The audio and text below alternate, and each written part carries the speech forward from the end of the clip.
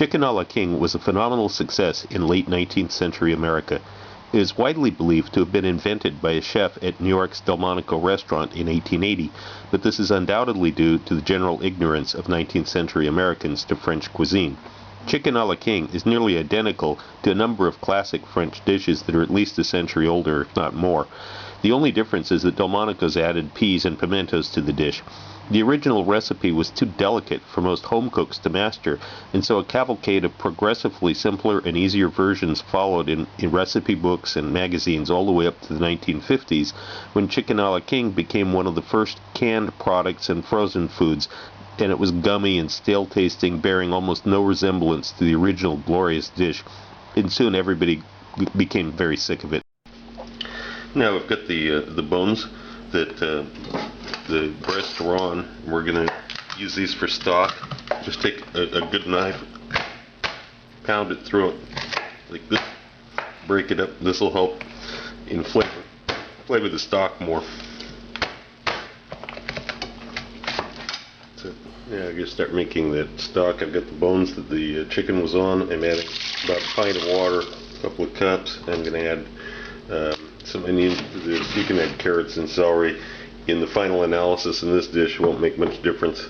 Just going to start cooking this slowly over low heat just to get the chicken flavor to infuse it.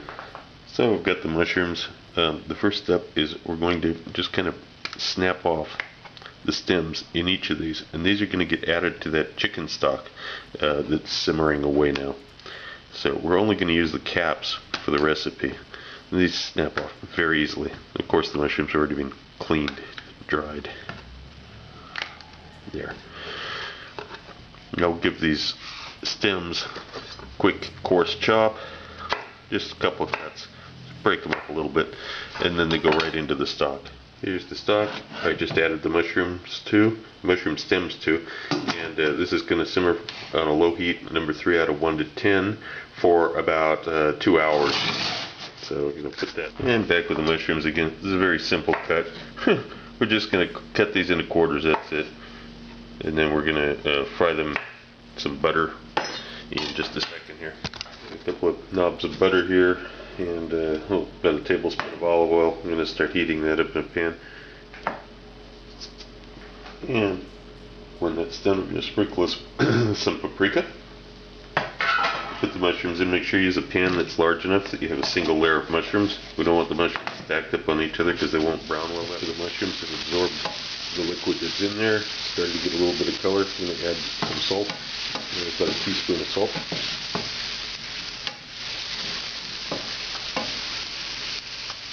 Another thing to watch out for is do not overcook these mushrooms.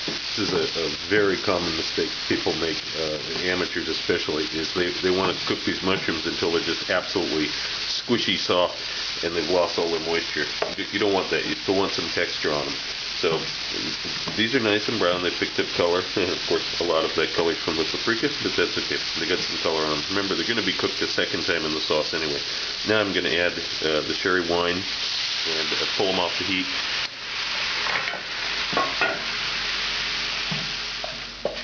So we got these mushrooms. Like this, we glaze the pan with the wine, and the mushrooms and the wine are just going to stay in here in this bowl until we're ready for them. Now, one of the other things we need to do for this, it's an old world recipe. There were no food processors or anything back then, so when they needed onion that was super fine like this, they would run it through a grater, and I'm going to use the original method. So I'm going to actually grate the onion, so it's a fine setting. Don't use the coarse setting. And I'm going to collect all the juices and the pulp from the onion.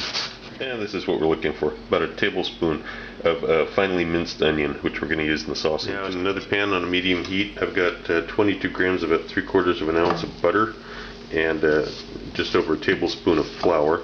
And I'm going to start making the blonde roux for this. Also, this kind of sauce is thickened with both roux and egg yolk, which is something you don't see very often in modern cooking. The French word for this was liaison, where it's thickened with 2 different methods. It's not at all unusual for 19th century French cooking. After the roux, starts to actually have some color on it, so you know that the flour is cooked. Now we're going to add that onion in here. We're going to cook the onion briefly, very briefly, in the hot roux. We don't want cooked onion, but we also don't want raw onion. And I'm showing you the full amount of cooking I'm giving this onion, by the way.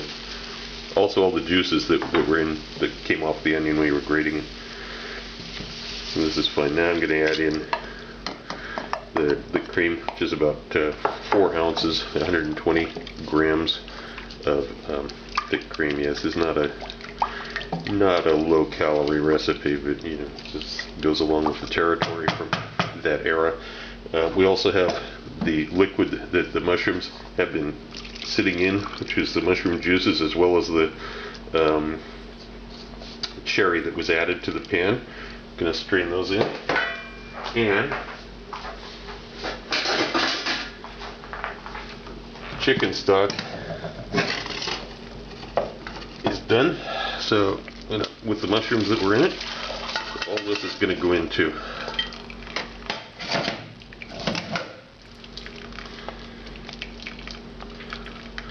Now this has to be cooked slowly to thicken it up, and it's going to take a while. Don't let it boil.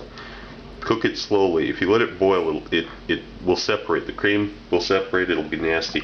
So keep an eye on it. Whisk it from time to time. Keep it at a simmer. And you keep stirring this on a regular basis. And this is one of the reasons why this style of cooking is not practiced very often anymore. This will need to be stirred continuously on a medium-low heat for maybe 45 minutes. It's pretty labor-intensive. That's where you get the prep cooks who work for $1 an hour in France, the apprentices that just stand here and do stuff like this. Now I got to get the chicken ready. We're not going to need the skin from these chicken breasts.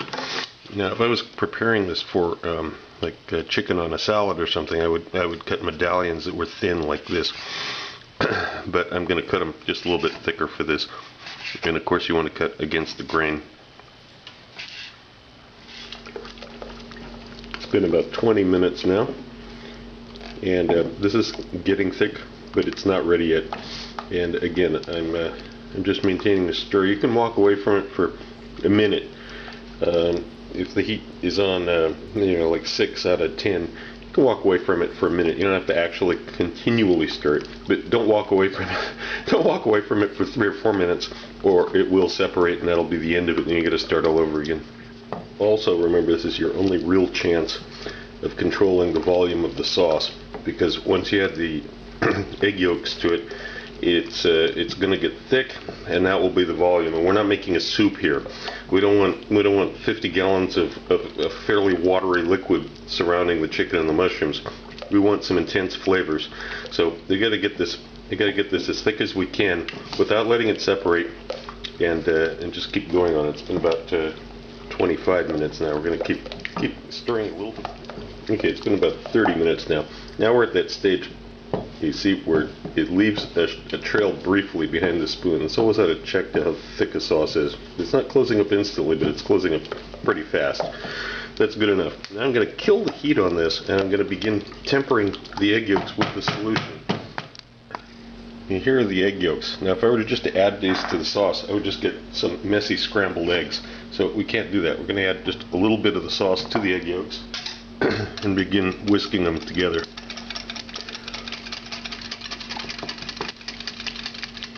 And we're going to add a little bit more. This is about 3 times, and keep whisking. You'll bring the temperature of the egg yolks up. You'll incorporate the sauce, and it won't turn into scrambled eggs, which would completely destroy the texture and flavor of the sauce. You can add this back into the mixture,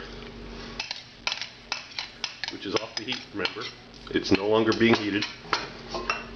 And stir this together.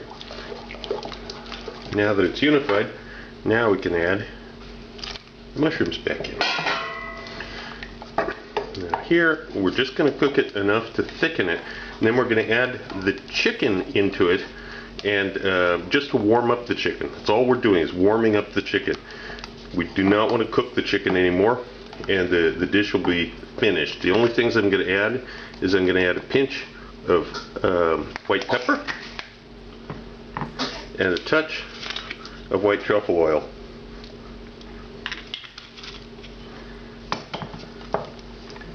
And a splash of sherry. That's it. Now we're just going to cook this until it thickens up, until its egg yolks thicken up over very low heat.